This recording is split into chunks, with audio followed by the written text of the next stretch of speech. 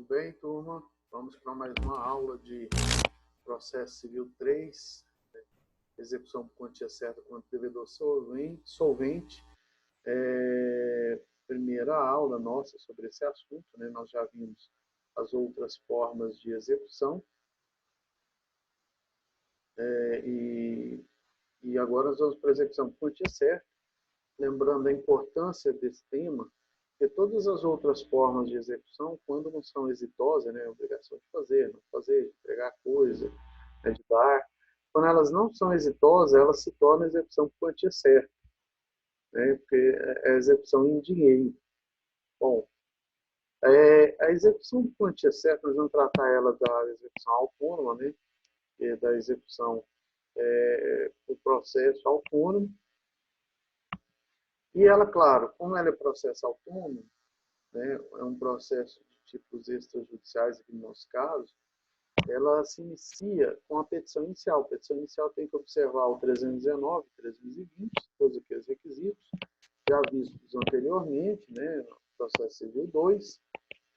Você tem que demonstrar o débito, tem que ter planilha, né, a planilha devidamente atualizada, né, e o título de crédito, né, a prova da ocorrência, o termo, né, que é a prova, se você tem essa prova demonstrando o título, né, que você demonstra a dívida, você demonstra o vencimento da dívida, e lembrando que tem que ter a planilha devidamente atualizada, igual dito, né, no demonstrativo do débito.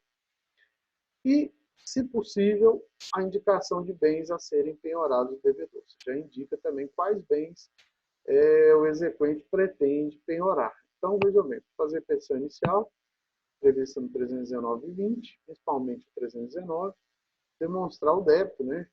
E a prova da ocorrência ou termo, ou seja, você demonstra através de uma planilha, devidamente atualizando o débito, devidamente atualizado, e o título, e apresenta o título. E, se possível, já apresenta também quais bens o exequente pretende penhorar do devedor. Ingressada com a ação, né, essa missão do seu trâmite, o exequente ele pode pegar uma certidão, um cartório civil, né, e averbar lá no registro de imóveis. Então, por exemplo, se o exequente executado, o devedor tiver um bem imóvel, o que o exequente pode fazer? Ele vai lá, pega uma certidão dessa execução e averba lá na matrícula do imóvel. Para que isso? Para que peça, né, a venda, ou se o terceiro comprar, ele não pode ser considerado terceiro por fé, porque ele já sabia da execução. Então, isso aí vai garantir a execução. Ele tem um bem imóvel, então você vai lá, averba esse bem imóvel lá no registro de imóveis, né, ou em outro bem que o executado tem, averba essa certidão de matrícula, averba essa execução, né, por meio da certidão de execução, ele averba no bem, né, para que garanta a execução no futuro, que esse bem venha a ser penhorado e seja levado a leilão, ou a praça, né, seja levado à venda judicial. Bom, então, chegada inicial, né, para o juiz, ele vai fazer uma cognição primária. Primeiro, ele vai verificar se estão presentes todos os requisitos da ação executiva, né? Se está presente o título, se a dívida foi vencida, se está vencida, se ele apresenta lá o título de crédito, se ele apresenta a planilha de atualização. Ele vai observar se não tem nenhuma cláusula abusiva de foro de eleição, né? Por exemplo, foro de eleição que descumpre o CDC, né? Código do Consumidor, se não tem nenhum foro de eleição abusivo, né? E terceiro, ele vai ver se não está prescrito o título executivo. Vocês vão ver lá que cheque tem um prazo de prescrição de 6 meses, os demais títulos de crédito têm prescrição de 3 anos. Então, vai olhar se não está prescrito a ação executiva. Se estiver prescrita a execução, ele vai abrir prazo para o exequente se manifestar sobre essa prescrição, porque pode ter havido alguma cláusula de suspensão da prescrição, né? Como questão de incapacidade da parte menor, né? Pode ter a ação já ter sido proposta, que suspendeu a execução, suspendeu a prescrição. Então, pode já ter ocorrido algum fato que tenha suspenso essa prescrição. Caso contrário, se não tem, um processo vai ser extinto. Né? Vai ser declarada a prescrição e o processo vai ser extinto. Então, o juiz analisa se o título não está prescrito nesse momento. Via de regra, aí você vai ter como prescrição cheque 6 meses, ter mais títulos de crédito, 3 anos, alguns contratos 5 anos. Tá? Então, vai depender do título. Você vai ter que observar esse título a título para ver qual que é a prescrição de cada título. Bom, se tiver tudo presente, tiver tudo ok, petição inicial preenchida dos 319, do artigo 319 do CPC, título de crédito presente na execução, né? Lembrando que tem que ser original, planilha, está tudo ok, o juiz manda citar o executado em 3 dias, você vai pagar em 3 dias. Então, cita o executado para pagar em 3 dias e já fixa honorários advocatícios para o advogado do credor em 10%. Lembrando que o advogado do exequente vai receber esses honorários advocatícios sucumbenciais, independente dos honorários contratados com o seu cliente. Ele recebe os honorários contratados com o seu cliente e mais esses honorários sucumbenciais. Então, paga em 3 dias e, além do valor, né, devidamente atualizado, né, as custas também, ele vai pagar honorários advocatícios de 10%. E, concomitantemente, ele vai opor embargos no prazo também de 15 dias. Ele vai pagar e opor embargos, são 2 prazos distintos. Opor embargos 15 dias e pagar 3 dias. Independente dele ter pago ou não, ele pode opor embargos no prazo de 15 dias e apresentar a sua defesa, a matéria de defesa que ele julgar importante nesse momento.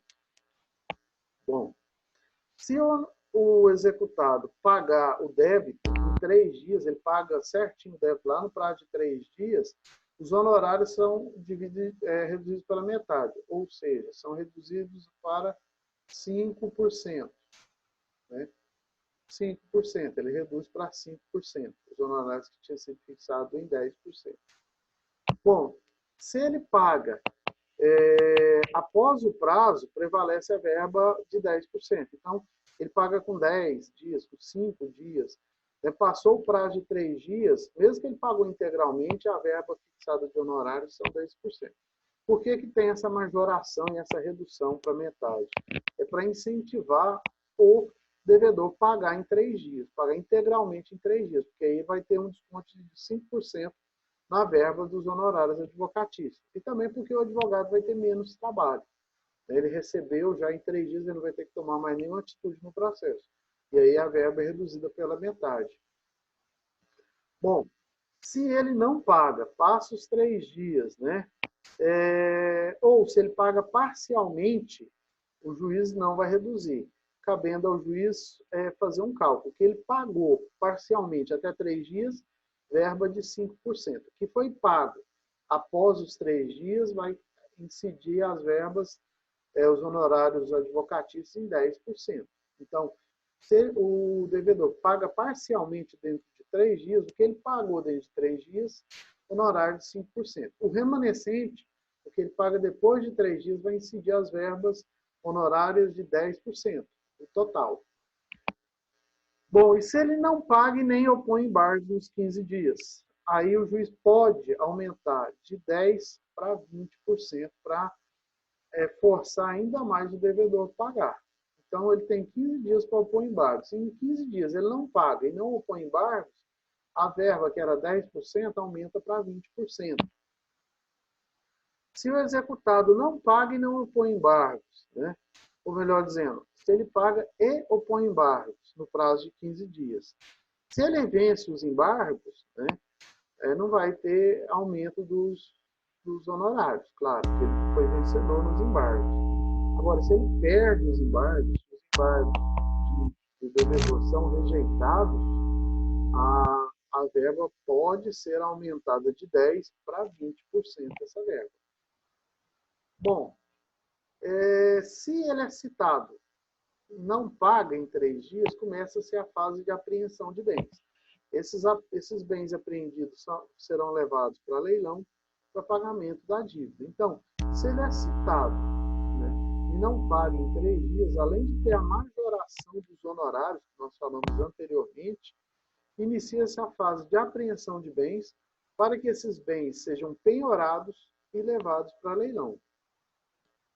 Então, a citação pode ser feita pelo correio, também por oficial de justiça, por edital.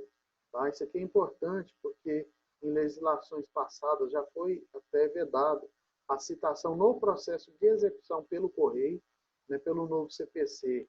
A citação também pode ser feita pelo correio, claro, além de ser feito via mandado por oficial de justiça, ou por edital, né, via edital. Bom, se a primeira tentativa de citação por oficial de justiça não tivesse obtido êxito, né, se o oficial de justiça não encontrou o devedor para citar, ele pode arrestar os bens para garantir a execução. Então, se o oficial de justiça procura o devedor para citar e não o encontra, o oficial de justiça pode arrestar os bens para garantir a execução. Arrestar é o quê? É uma medida cautelar, né, que o oficial de justiça executa, onde ele apreende bens do devedor para que seja feita a garantia da execução. Então, ele chega na casa do devedor e encontra veículos, por exemplo. Ele pode arrestar o veículo, ele não encontra o devedor. Ele está encontrando o devedor, né? O que ele pode fazer para garantir essa execução? Ele arresta o veículo, para que esse veículo, né, no futuro seja penhorado e levado a leilão para pagamento da dívida. Né? Então, ele fez o arresto, não achou o devedor, mas achou bens. Fez o arresto, o oficial de justiça vai procurar o devedor nos 10 dias seguintes, por 2 vezes, né, distintas, 2 vezes em dias diferentes.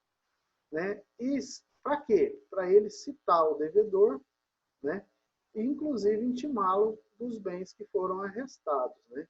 Se por acaso o oficial de justiça tiver suspeita que o devedor está ocultando, está escondendo dele, o oficial de justiça pode fazer a citação por hora certa, né? Cientificando qualquer morador da residência, parente seu, para que comunique o devedor, né? E o oficial de justiça vai certificar de forma bem detalhada esse ocorrido. Então, voltando, o oficial de justiça comparece no endereço do devedor, não o encontra. Né? O que ele faz? Ele pode arrestar bens. O que é arrestar bens? É apreender bens para que esses bens sejam utilizados futuramente em uma penhora e seja levado a leilão para pagar a dívida. Feito o arresto, ele vai procurar o devedor por 10 dias, em 2 vezes diferentes, né, para fazer a citação do devedor e a intimação do arresto do bem. Se ele suspeitar que o devedor está correndo, está escondendo, ele vai fazer a citação por hora certa. Ou seja, ele vai citar qualquer pessoa da residência, né, para que comunique o devedor do processo de execução, bem como do arresto dos bens. E o oficial de justiça faz uma certidão detalhando tudo isso que aconteceu. Bom, se não encontrar o devedor e o oficial de justiça não tiver suspeitando que ele está ocultando, é que realmente ele está em lugar incerto. Né? Se não encontrou ele pessoalmente, a citação pode ser feita por edital. E aí, por edital, né, vai ser publicado esse edital convocando o devedor, né, ou melhor dizendo, citando o executado, o devedor, né, sobre essa execução. Feito o arresto, né, depois da citação e transcorrido o prazo de 3 dias para pagamento, se o devedor não paga, esse bem já é convertido automaticamente em penhora. Então, os bens arrestados, esse bem que o oficial de justiça encontrou na residência do devedor, se o devedor não paga a dívida e nem opõe embargos, esses bens são convertidos em penhora. O arresto, então, é uma medida cautelar. O oficial de justiça, né, cautelarmente, né, bloqueia, cautelarmente, apreende esses bens. Se o devedor não paga, esse bem arrestado é convertido em penhora. Essa penhora futuramente é levada a leilão para a venda, né, e o pagamento da dívida. Bom, a indicação dos bens. Igual eu disse, os bens devem ser indicados na petição inicial. No entanto, ele pode ser indicado posteriormente no processo, né? Se o executado demonstrar que a constrição do bem, ou seja, a penhora do bem, lhe trará prejuízos, ele pode substituir esse bem por outro, desde que essa substituição não traga prejuízo para o exequente. Então, o executado, por exemplo, teve um bem penhorado, mas ele tem outros bens. Se a penhora desse bem vai lhe trazer para ele muito prejuízo, ele pode pedir a substituição da penhora de um bem por outro, desde que essa substituição não traga prejuízo para o exequente, para o autor da ação. Bom, então, a penhora ela será efetivada por oficial de justiça, né? Qual que é o oficial de justiça? O oficial de justiça com o mandato, né, de citação e penhora, encontra os bens, penhora os bens, né, e certifica essa penhora nos autos. Ou pode ser feita a penhora no termo nos autos. Ela é muito comum quando é encontrado bens imóveis ou móveis, né, veículos, né, bens imóveis, no cartório de registro imóvel, e é feita essa penhora, né, no próprio processo. Então, por exemplo, é encontrado um bem, um imóvel no nome desse devedor. É feita uma penhora, o oficial de justiça determina ao cartório de registro de imóveis que avergue essa penhora, né, e esse imóvel vai ser vendido, né,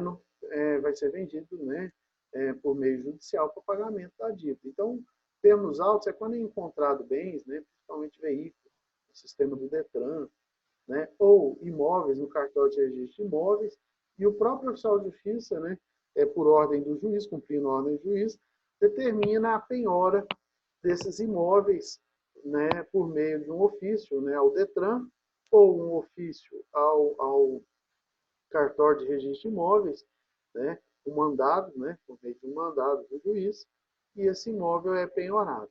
E existe também a penhora por meio eletrônico, que é muito comum. Qual que é a penhora por meio eletrônico? Ela é feita via Bacen, onde o juiz, né, tem a senha, por meio da sua senha, né, ele ingressa no sistema Bacen, faz a requisição ao Banco Central, e o Banco Central penhora, né, bloqueia todos os valores que o executado tiver em conta, né, e esses valores são repassados para uma conta judicial, na qual é feita a penhora do dinheiro do devedor. Bom, essa primeira aula vai até aí. Depois nós falaremos mais sobre bens penhoráveis, é a próxima aula. E continuaremos a execução com quantia certa, tá? Qualquer dúvida pelo chat, estou no nosso grupo de WhatsApp para serem solucionadas. Mais até a próxima aula.